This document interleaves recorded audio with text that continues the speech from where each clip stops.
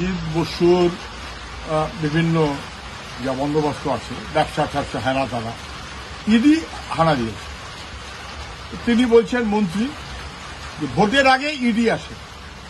আমি বলছি ইডির আগে যে বেআইনি সম্পদ আসে, বেআইনি সম্পদগুলো হলো কোথা থেকে?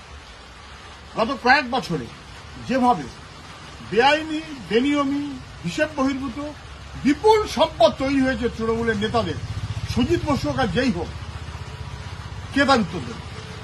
কি করে এই সম্পদ হয়েছে? ইডি কি সত্যি সত্যি দেখবে, ধরবে, নাকি ভোটের পরে ভগল ভাগ? তাই তো হয়। ভোটের আগে নাড়াচাড়া করলো, তারপর দিল্লি বললো ভোট হয়ে গেছে কেটে পড়ো, অতএব কেটে পড়লো, যাতে রাজ্যের তৃণমূল অসুবিধে ভোট না করে, দিল্লির বিজেপি সেই মনোভাবে চলে।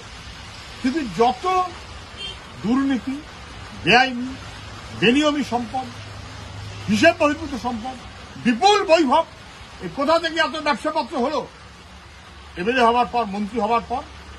ফলে কড়ায় গন্ডায় তার হিসেব হয় ইডি নেবে, ব্যবস্থা নেবে, নাহলে মানুষ যেদিন সুযোগ পাবে সেদিন কিন্তু ব্যবস্থা নেবে।